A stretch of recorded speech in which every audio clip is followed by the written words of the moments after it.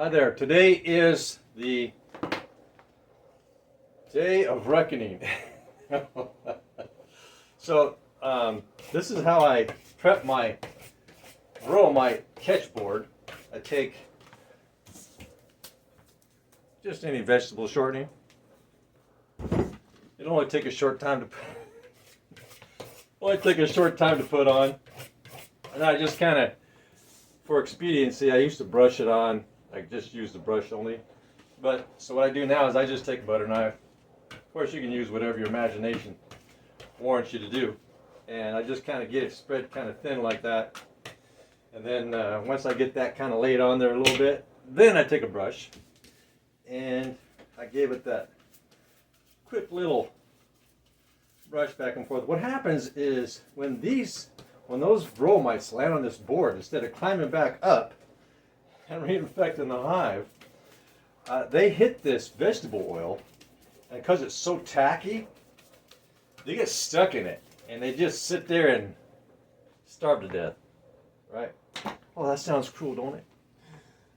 I'm trying to be as cruel as I can to those critters. And so let's go out there and exchange boards. So this is going to go out there, and I'm going to pull out the old one, and then I'm going to install this one, and then but before that, I'm going to do another sugar shake. It seems to be really doing a good job controlling my mites. So let's go out there and take a look, shall we? One, I'm going to give them a pollen patty, just to give them that little extra boost of population production going into the feeding frenzy of the season. Because they're going to go into a feeding frenzy. All these flowers are getting ready to bloom. Not yet, but they're starting to open. So by next week, we're going to have lots of things going on. I want to make sure they have plenty of energy going into that, right? And so, but they can be more aggressive sometimes this time of year. So I'll put on a veil to no avail sometimes. They get underneath. Yeah, they can easily crawl underneath this thing. But what I experience is if they want to get me, they're going to go right to my face, like right into the face. So I might see it, and I'm going to see, oh my gosh, look at those girls taking out that mountain feeding. Look at that. Oh. They are all in that mountain feeding. Holy moly. That is a lot of girls right there. Eating this sugar I put up there about a week and a half ago. This was all caked, thick with sugar. And I sprayed a layer. I put a layer down, then I sprayed it with water, and then I put another layer down and sprayed it with water, and it turned it into like a hard candy. And they're just up here munching away. Well, that's a lot more girls than I expected to see up there. They are really busy. Hi girls, I'm going to have to move you a little bit, because I am going to shake the heck out of you with some stuff.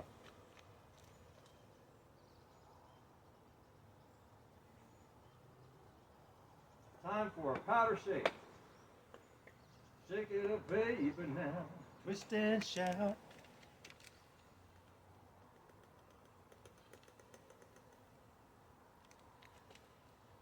Just powder, powder, powder.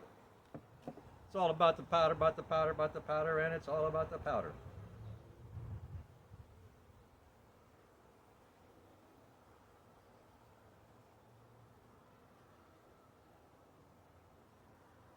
This is going to help remove some of that Varroa mite attached in there.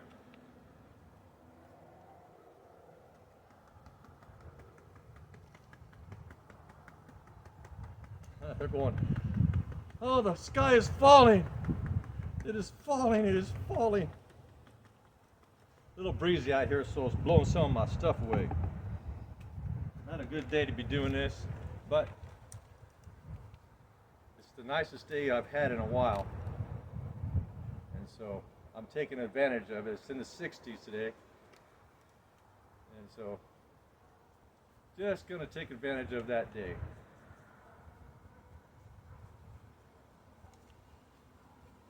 Just kind of what I'm doing is I'm creating a smoky environment down there. So this dusty powdered sugar is just filling that area down there. And I like to keep going for a little bit just to kind of keep that smoke just filtering down all the way down to the bottom, and just smoke them. And I bet you they prefer this smoke more than they would prefer the fire smoke. Like, well, this smoke's a little different. This smoke tastes good.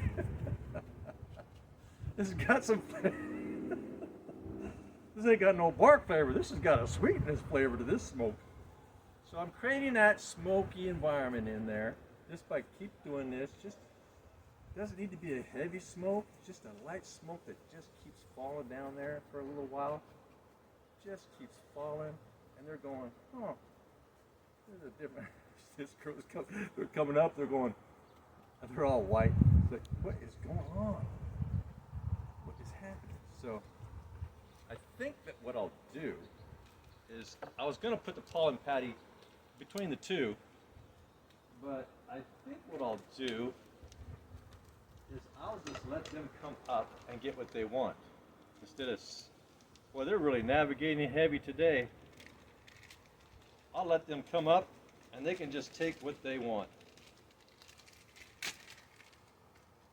So this will be the last time I'll be giving them any pollen patty.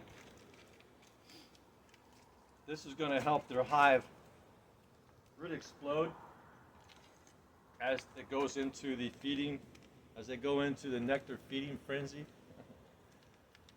And it's just going to explode. Just really take off.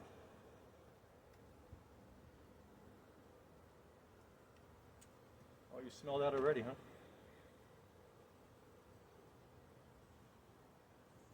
Oh, goody, goody, goody gumdrops. All right, girls. Looks like you got most of your brood right in here. Okay. And that's kind of it. Oh, they're clustering. I wonder why they're clustering. That's weird. They're clustering on something there. Don't know what. You got enough cap there. Yeah, they're really digging into that sugar that I got in there. Like heavy. Just clustering around a little. Okay, I'll show you a close-up. How they're just clustering on that powdered sugar. They're like forming around that powdered sugar. Oh, that's not powdered sugar. I'm sorry. That's just table sugar. See how they eat they ate the sides? They're eating the sides, just kind of eating it as they go. I think what I'll do is give it another spray of water so it's more hard. Oh, sorry, girls, I'm right in their way. They're like, oh my gosh, they built up behind me. I was in their way. They're bringing in quite a bit of pollen and nectar, it looks like. Well, are they? Oh, there's a white girl. She went out and then she came back in. She flew away. You can see her right there. She's getting ready to go in the hive there. Yeah. So, probably the best time to do powder sugar is in the evening time. When they're all in there, all the foragers are in there, and they're all doing their thing, you know, and so, but you know,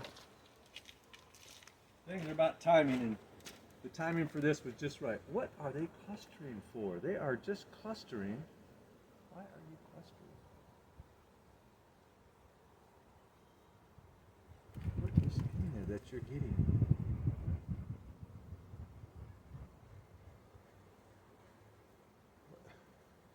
I don't know what it is. They're clustering for some reason.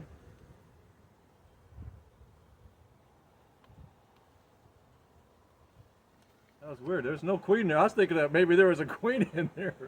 Nope, they're just, and there's another little cluster here. I think they're just keeping each other warm, maybe. Oh, they all left here when I had this on there. They all left here, and they went up. Interesting. All right, watch out, Smokey. Yeah, she's all white. She's hovering around the top. Okay, and that is the powder shake today, along with the pollen feeding, pollen patty. And it's really a nice day today. This is the first time I've actually been out. I've been taking care of a lot of things in the house. And that's the first time I've been out today. Didn't know these girls were this busy. Busy bees. You such a busy bee. Okay, now what I'm going to do is I'm going to withdraw my Varroa mite board. So the Varroa mite board I keep right down in here. So what I'll do is I will withdraw this. Oh, there's a dead girl right. Oh, she's a fanner. Are you a big fan? Yeah, she's a big fan. Now there's one dead there. She says, wait a minute.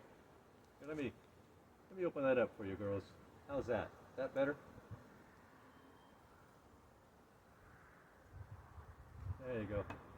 Now you can all be free and come out. This girl's over here. She's trying to fan this board, and the board's on the move. That's kind of funny. The board is on the move. This board is moving. So I'll bring out this mite control. Uh-oh, she had pollen. She went underneath. So you can see here. That's all the droppings and whatever bugs. And there's some little bugs and other things that are on that. Oops. Including looks like some water. Huh. Condensation. That's another thing by having this screen board in there, what happens is instead of it staying inside the hive where they're walking all over that water, my double screen board that I made, well, I think it's just a single screen board. All the moisture that builds up, all the bugs and because there's bugs in here, little bugs that get in there and they kill them and they drop down. And so everything, the Varroa mites, all the unwanted things, keeps the inside of the floor clean, right? Pretty cool idea, right? Heck yeah, man. And so I just happened to let me clean that one real fast. Okay, here, I got it all clean. Now this has Crisco on it, thin layer. Oh, don't go in there, girls. Bad place. You'll never come out alive. Oh, no. No. Come on, get off of there. Come on, up. Yeah, you're gonna get stuck to that stuff too. Oh my gosh. Oh, they're getting stuck to the Crisco. Come on, get up. There you go. Thank you. There you go. It's like they're also getting stuck to that dang Crisco, which is oh no, get out of there.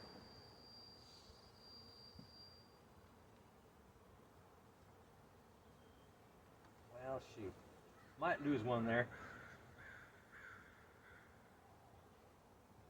Yeah, I'm gonna lose that one probably. Come on up. Come on, get out of there. Come on. Scoot. There you go. Good girl. Good girl. I might check that one out later and see if she got out of there. I don't think she can get out of there. No, she can't get. So there was one that had pollen. She's going to get stuck to that panel. Look at that. Isn't that a busy bee day? Oh my gosh, look at that. These girls are going after it. All that pollen coming in. Nectar. I might just sit here for a few minutes, just enjoy the bees for a little while. Just for a little while. Just let it be, let it be, let it be, let it be. There will be an answer. Let it be.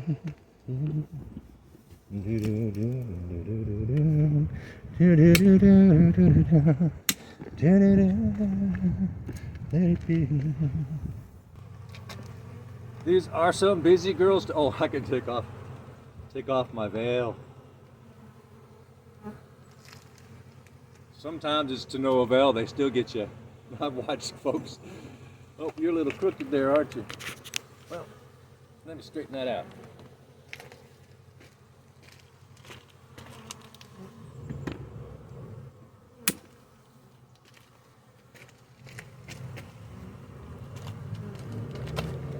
Yeah, so pretty busy. Yeah. Now, obviously, there's some beehives you would not want to. They'll just land on my hand. There's some beehives you would not want to do this. They are so aggressive. They will just sting you every time they land on you. So, but this particular beehive, these are so docile. The ones I had, the previous, from my first beehive, I had in 23. Oh my gosh. I had to be careful. I got like a dozen bee stings. They would follow me like 60 feet sometimes. Just chase me. I'm not follow, chasing me and buzzing me, right? These girls here, nope. Gentle as can. That's right. There's this big honking fly that sure wants to get in there and get some of that honey. He's as big as the bees. Wow, that's a big fly. A big McFly. McBurger. Hey, there's cultures that, you know, eat those things. Protein, right? Put them in a stew, soup, whatever. Fry them up. I got a bunch of fanners out there. They're big fans. You can see them fanning there. Must be kind of warm in there. All that spooning that's going on in there, right? But docile girls. There's thousands of them up and about. They're all up in the sky navigating. So a lot of these girls, so these girls here that are buzzing in front, these are all new. They've never been out of the hive in their life. All these girls, everything's new. So what they're doing right now, by me sitting here, like squatting here for this time that they're navigating, they're actually imprinting on me, on my face. Doggone ants. I gotta watch my ants. I got these bars and I put oil, like car oil, around the bars so that the ants can't come in and raid the hive, because they'll literally make a nest inside of a hive, ants will. Yeah, I've had a problem with them in the past. And so I just take any kind of grease or oil I got. The bees don't go near it. I've never seen one down in that area, not once. Except for ones where coming in for a landing, they miss the landing board and they go underneath. Other than that, no, they don't hang out down at the bottom. They hang out right here, in and out, in and out. So, pretty busy, aren't they? Yeah. They're not even taking out time to land on the phone today. They're just focused on getting in and out, and navigating. Well, I am going to go and inspect my board. Oh, it looks like a couple of bees are inspecting my board. Because there's some, there's food on there that dropped through the holes. Typically, they would pick that stuff up because they make a mess. Let me tell you, inside that hive, well, you've seen the board, they make a mess. But typically, they'd pick through it, you know, and keep what they want and eat what they want, and then they would just carry out the rest. But because everything's dropping down through my eighth inch mesh board screen, it all goes away. So the inside stays clean. It's clean. It's like, we don't need a shop vac. We don't need a vacuum cleaner. We don't need no shampoo for carpet. We don't need nothing to clean this floor. This floor is clean all the time.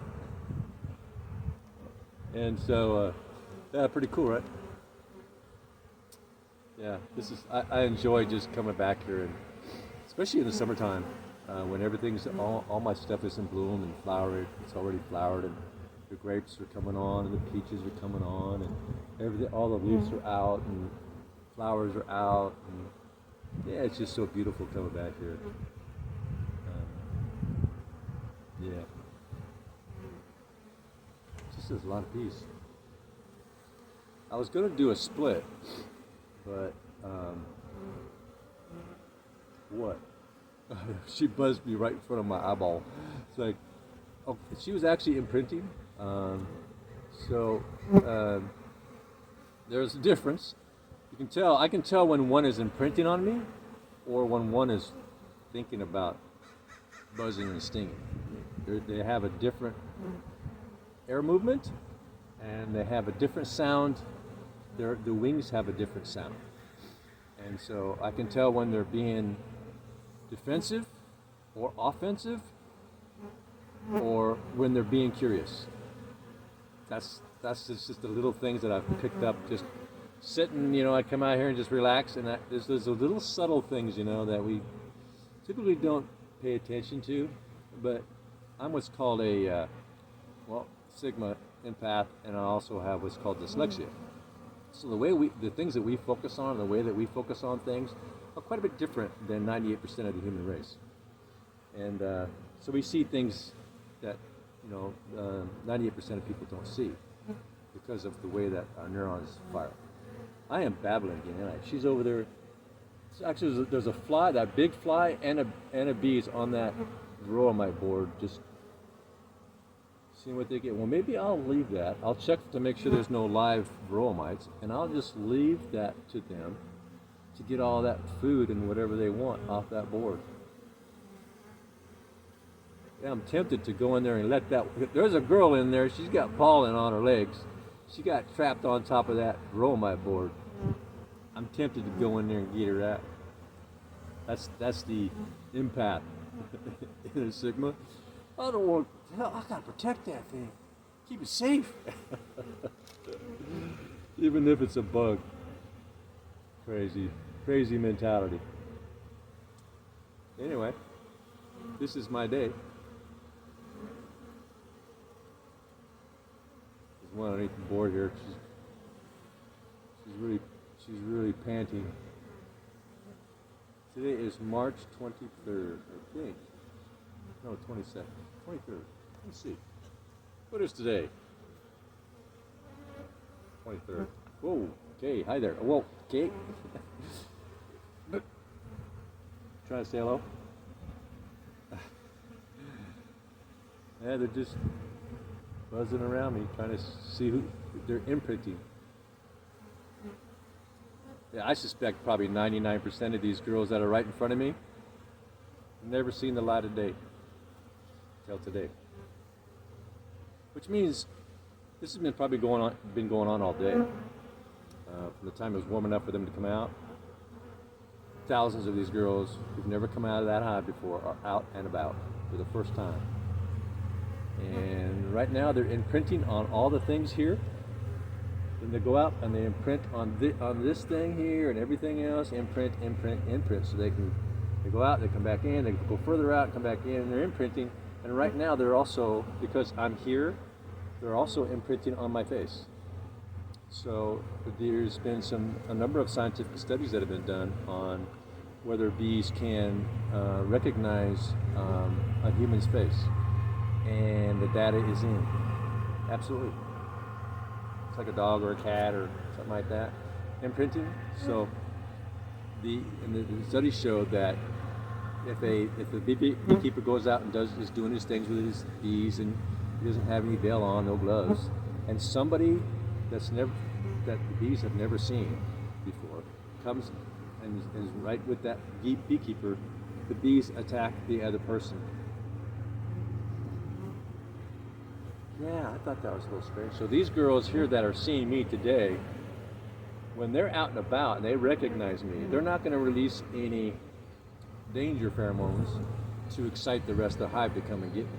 So the fact that these are going to be mixed in with the other ones that haven't seen me reduces the odds that I'll ever get stung unless I do something silly like go underneath. So if, say for example, if I go underneath here and I grab this here and I didn't see it, didn't know there was a bee, and I grab this here, I'd be stung instantly. So when I get stung, most likely it'll be from me grabbing something and there was a bee underneath and I didn't see it.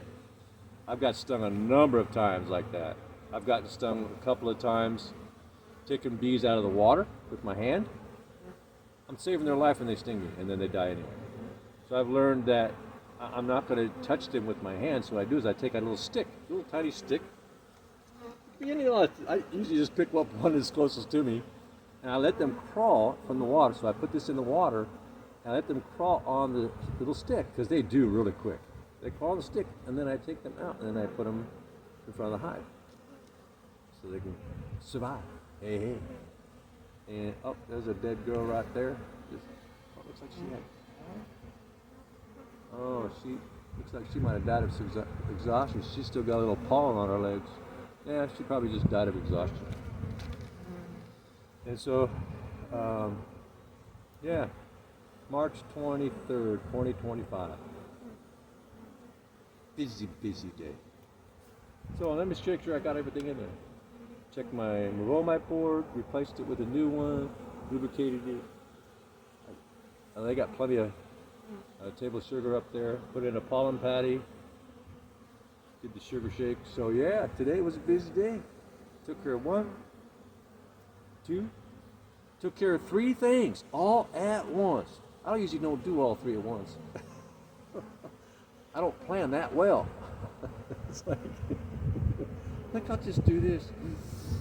Yeah, so I hit 3 birds with 1 stone really quick. Pollen patty feeding, powdered sugar shaking, and Varroa mite panel removal and replacement. And that is my day for today. I think I'll go sing a song. Or maybe I'll plant some strawberries and some more of my runners. Oh, that's a good idea. I'll sing a song in the evening, and I'll post one. And but right now, I think I'm gonna go put some more strawberries in some more of my pallet runner boxes. Need to get that done, you know. I noticed that if I don't do that, it just sits there. Those robots, boy, isn't that gonna be cool when we get those robots? Robots go finish that pallet job. Robots go. I probably have 5 of them around here. They'd all be busy all day long. Still got a little powdered sugar here. All right, well, please subscribe, thumbs up. This channel will go nowhere without your subscription and your thumbs up. You know, ring my bell, oh, ring my bell, ring my bell. And otherwise, this podcast will just sit here like these bees.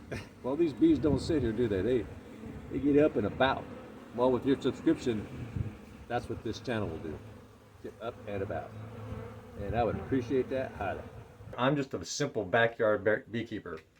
And so this is maybe for the big time, small time backyard, because we're big time. We're big, you know. We have value in our communities, right? So I only got 1 hive double brood box, and they're loaded up right now. But early in the season, I mean last fall, my bees were dying by the thousands, and they had DWV, with deformed wing virus disease, and all kind. They were just dying, and so I gave them some ApiGuard for a month and a half. And I really didn't see much change, so I got this Varroa board that I designed and put underneath there with this 1/8" screen cloth. So what happens is the Varroa mites would drop down through that cloth and onto my board, tacky board. Right. So my first counts were in the hundreds. Only after a couple of days. That was a heavily infested mite infestation. So what I did was I started powder sugar, and boy, I didn't see no reduction. They were just, so I tried to powder sugar anytime I was at, you know, in the 40s. I powdered sugar once a week. Tried to squeeze it in there. And today, I was getting Varroa mites about a week and a half ago, 2 weeks ago. I think about a week and a half ago was the last time I pulled my board, and I was getting Varroa mites. Well, the last 3 times I pulled my board after a powder shake, I was only getting like 5 to 10. This is the first, I pulled it today, 23rd March. I see 0 Varroa mites. Absolutely none. That's stunning to me. And this has been in there for, I think, almost 2 weeks. This particular one, after my last powder shake. So what I think has happened is that they got into the groove of grooming each other. By doing this powder shake, it created a cultural set. Within the hive, to just groom each other, which causes the mites to fall off, which gets onto the tacky board, and they just die out. So, yeah, for us backyarders and all those chemicals and all that stuff, I used one chemical that killed the whole hive. It says do this, and I did that. I followed the directions to the T, but my bees couldn't handle it, and it killed the whole hive. Well, it killed 50% of them before I caught on, and it was too late. So, powdered sugar once a week.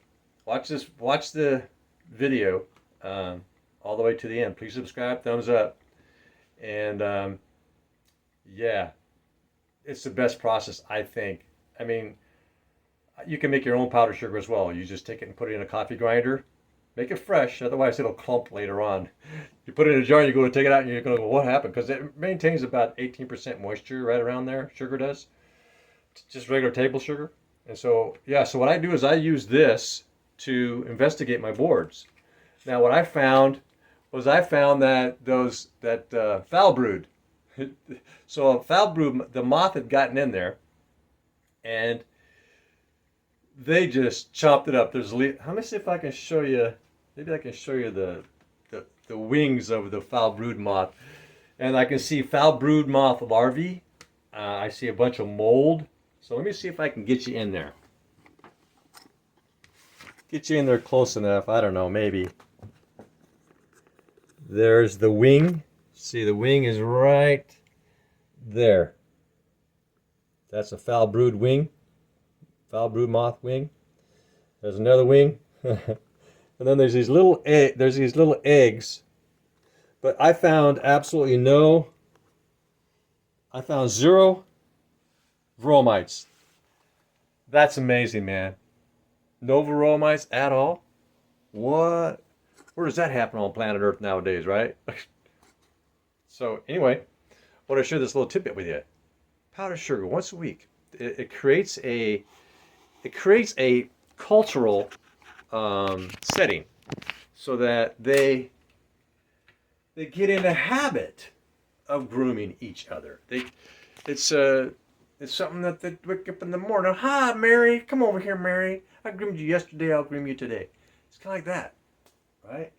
And those bees look so healthy today. They're out just doing their thing, having their fun, getting all that pollen and nectar today. And that hive is growing leaps and bounds, because when there's no infection, just a month ago, I seen DWV.